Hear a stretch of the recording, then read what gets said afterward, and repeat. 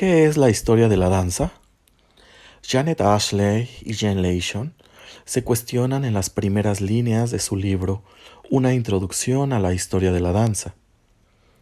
Iniciaré esta reflexión apelando al espíritu con el que escriben cuando dicen que en este trabajo estarán ausentes trincheras de lo que la historia de la danza debe ser y sobre cómo debe hacerse. Simplemente esta es una visión de las tantas posibles.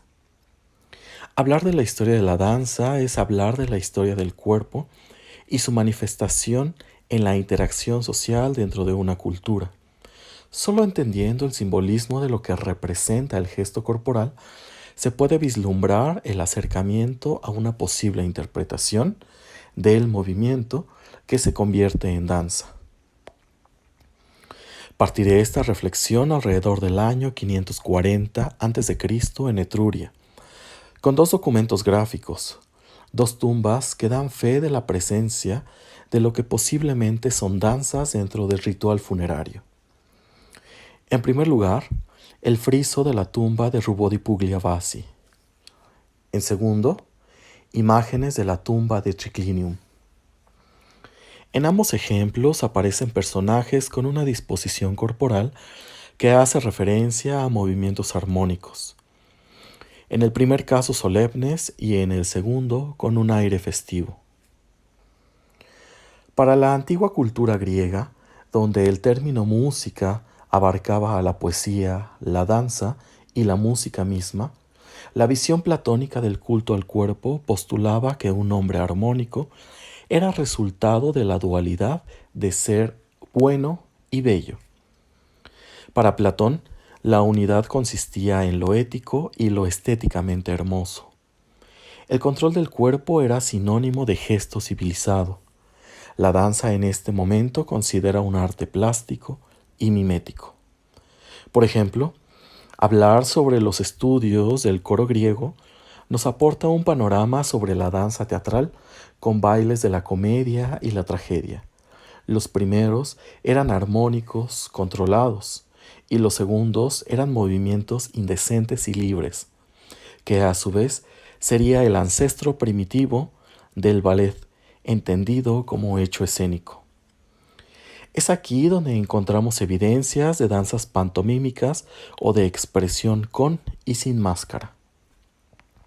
Ahora bien, al llegar a la sociedad romana en sus inicios, sabemos de danzas altamente sofisticadas que lograron un potente nivel de refinamiento y donde la mímica se consolidó y a la vez se deshizo totalmente de las máscaras.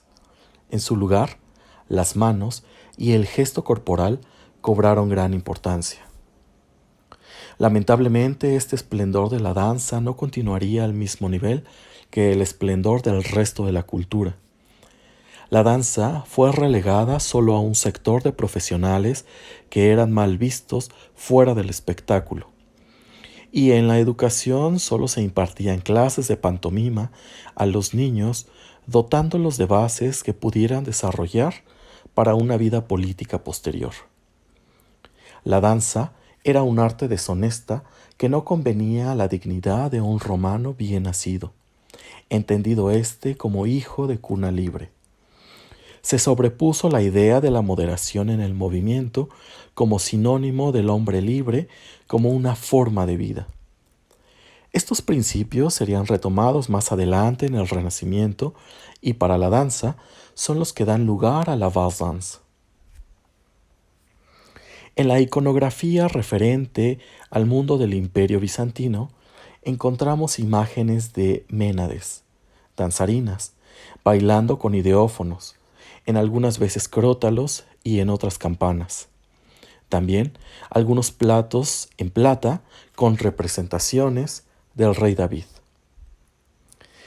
Adentrándonos más en la Edad Media, sabemos de referencias gráficas a la danza bíblica de Miriam, pero es gracias al estudio de manuscritos iluminados donde aparecen indicios de donde podemos encontrar danzas en este momento histórico, tales como las que aparecían en las momerías, que podemos ubicar en un segundo estadio en la línea histórica que desembocará en el ballet.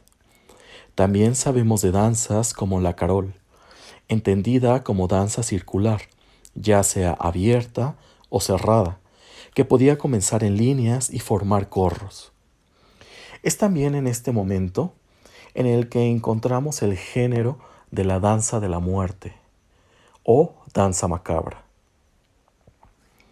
Hablar de la danza para las culturas mesoamericanas aún es un tema con pocos recursos, pero rescataré un punto que me parece que puede darnos una luz. Por ejemplo, para los mexicas en la casa de los jóvenes, el tepochcali era donde se transmitía el conocimiento de la danza y el ámbito militar, como nos cuenta la doctora Danilovic, que la danza antecedía al combate.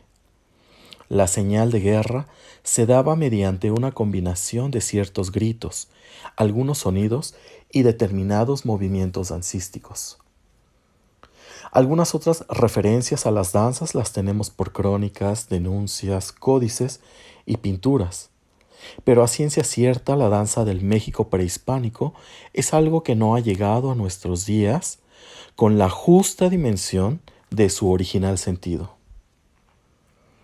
Para el Renacimiento europeo, la danza mesurada se distingue sobre la danza popular, dando inicio a la danza medida, danza de corte y la aparición del oficio con reconocimiento social del maestro de danza. Este abonó al desarrollo de manuscritos especializados que desde el 400, con el Perfecto Valerino, se daría paso a la documentación de las reglas para los ejecutantes que aprendían no solo el ritmo, sino también los pasos, adquiriendo conciencia de la gama de posibilidades de expresión estética. Resultaban ser verdaderos manuales de comportamiento. Continuando con el dibujo de la posible línea histórica del ballet, un tercer estadio serían las mascaradas italianas. Pero no es hasta el año de 1581 que aparece por primera vez el nombre de ballet, en el Ballet Cómico de la Reina. Aquí, la danza va retomando importancia en la educación, en la formación de los cortesanos. La división entre lo que es danza y lo que es baile abrió todo un panorama de catalogación precisa, diferenciando las danzas de cuenta para los palacios y los bailes de cascabel para la interpretación popular. La evolución de algunos bailes que se convirtieron en danzas y que trascendieron su época llegaron a ser bailados durante mucho tiempo. Aquí es importante mencionar a la contradanza y al minuet. Precisando un poco en la country dance, ya desde el año de 1651, John Playford las documentaría en Inglaterra. Continuarían en el barroco.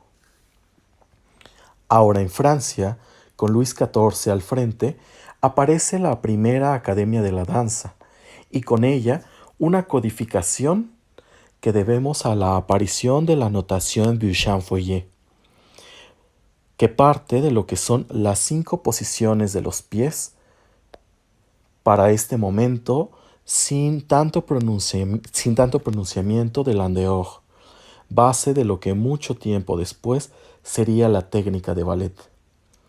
En la misma notación francesa se registraron minuets y contradanzas, y es gracias a esto que sabemos que se bailaron en las cortes europeas, y que al encontrarse en España viajaron hasta el Nuevo Mundo para ser bailados en los palacios virreinales. Ambos casos integraron el repertorio de danzas napoleónicas, y sería también parte de la historia de las danzas de las colonias de Nueva Inglaterra en Estados Unidos de Norteamérica. Para finales del siglo XIX, veríamos las primeras reflexiones teóricas formales que buscarían entender y de alguna manera recuperar las danzas del mundo antiguo, helénico sobre todo, y es de esta manera que encontramos como resultado a estos trabajos la aparición en la danza de Isadora Duncan en Estados Unidos, la pionera de de la danza moderna, que mantenía una postura nueva hacia el cuerpo con movimientos libres y lúdicos, inspirados en ideas helénicas. También la danza expresionista de Mary Whitman en Alemania vino a reforzar la idea de una nueva estética, resultado del momento por el que la sociedad se encontraba. Por otro lado, el ballet daría un giro gracias al genio de Václav Nijinsky y Les Ballets Rouges. Aquí, no está de más recordar que Nijinsky fue alumno de Cecchetti y depositario de toda una larga tradición de maestros. Los nombres de Dennis Shawn, Charles Whitman, Doris Humphrey, José Limón, Martha Graham y Merce Cunningham en Estados Unidos dieron paso a la danza moderna y después a la danza contemporánea. Aquí también el nombre de George Balanchine en el ballet tuvo gran influencia. En Alemania, la presencia de Kurt Jooss y Oskar Schlemmer gestaría la vanguardia personificada en la presencia de Pina Bausch con el teatro danza alemán, y lo que para algunos verían en Sascha Waltz como la sucesora de Pina. Para la segunda mitad del siglo XX, la antropología de la danza surge en Estados Unidos como una disciplina científica, y en la misma línea en Europa se centran en los estudios folclóricos y las danzas tradicionales y populares. Tomando esta línea, sería interesante observar los trabajos de Arkan Kram, por ejemplo, que parte de la danza clásica del norte de la India, conocida como Kathak, y lo posiciona en el terreno también de la interculturalidad, además del trabajo de Israel Galván, que parte del flamenco y de la misma manera se traslada a un nuevo lenguaje, en ambos casos partiendo de la tradición y su capacidad de diálogo con nuevas corrientes. Regresando cual círculo virtuoso al texto citado inicialmente, podemos concluir que estudiar la historia de la danza nos ayudará a comprender el presente a la luz del pasado.